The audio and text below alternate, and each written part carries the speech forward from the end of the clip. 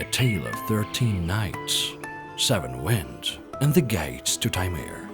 Once upon a time, somewhere in a faraway land, stood the city of Norilsk. It served as a gate to Tаймыр. The local people of Norilsk possessed everything in the world, from rare metals to the northern lights. However, one thing they lacked was the internet. The internet had to be brought to them from a distant place. Nevertheless, there was a baker's dozen of bold men, replete with mighty strength and iron will. This may sound like a myth, but is in fact a true story.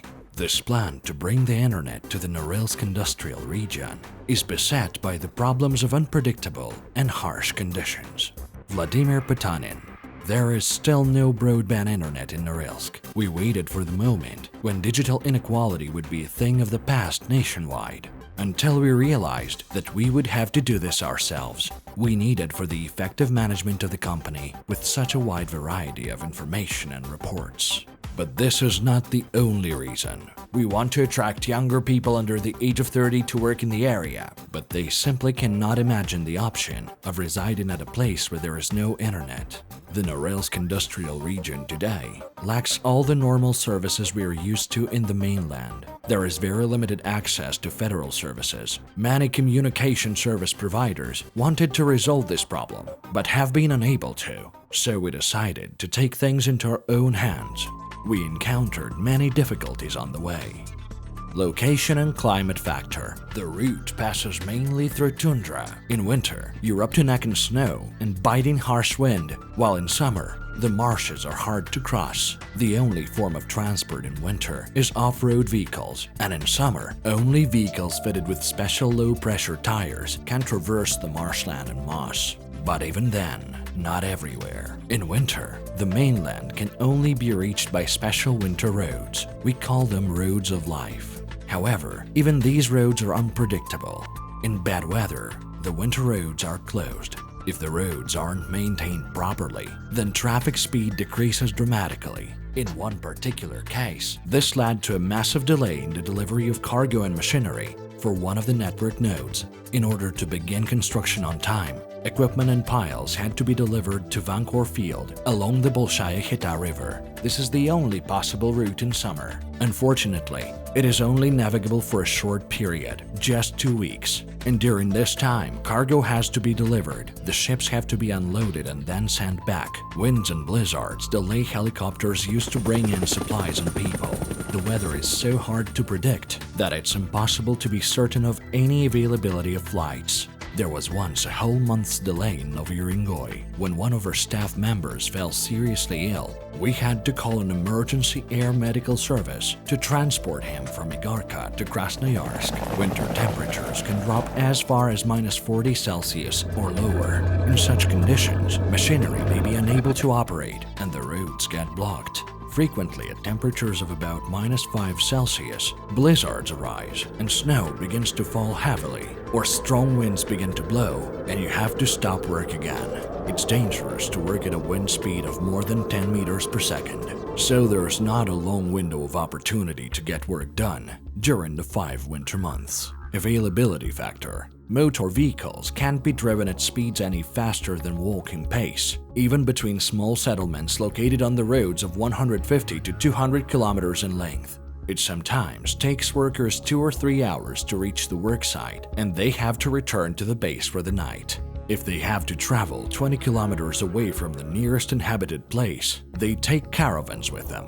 In summer, they live in tents. The local animals get quite curious about our work, and not always in the most friendly way. Once a bear came to have a closer look at our fiber optic cable equipment. The bear sniffed it and realized it had no use for it, and luckily for us, went on its way. Once near the settlement of Snezhnogorsk, workers spotted something on a cable pylon. From a distance, it looked like a container which might have been lifted onto the tower by some unknown force. However, they soon realized it was an enormous eagle's nest. The eagle was so huge and terrifying that they gave it the pet name Pterodactyl. The workers monitored its movements for a few days, and when it finally left the nest to hunt, then and only then did they dare to affix the cable to the top. Legislation. When we're installing power lines and pile lines, we need to obtain archaeological surveys to prove we haven't caused any damage to ancient burial grounds or unearthed any precious prehistoric animals. When we carry out work in forested areas, we need a felling permit. It isn't a complicated procedure, and we're familiar with it. However, once in the Turhansk district, we came across a forest where there wasn't supposed to be one. So we had to apply to the Turhansk District Council to get them to issue a special order confirming the presence of the forest and setting out the rules for felling. It was crucial that the construction work was not deemed a capital project, since this would have led to a whole range of complexities and problems. So we suggested changes to the legislation. As a result, a law was passed, and we can now actively develop connections to the furthermost regions of the far north, which were hitherto almost beyond reach. Partners and contractors. There is a wide range of different contractors, and we have to work with them all to solve the difficult tasks facing us. Many of them are prepared to work on verbal agreements alone, without official contracts to get things done on time. The cable manufacturer realized how important the project was and started cable production on the same day the tender committee issued its decision, which was just before the New Year holidays.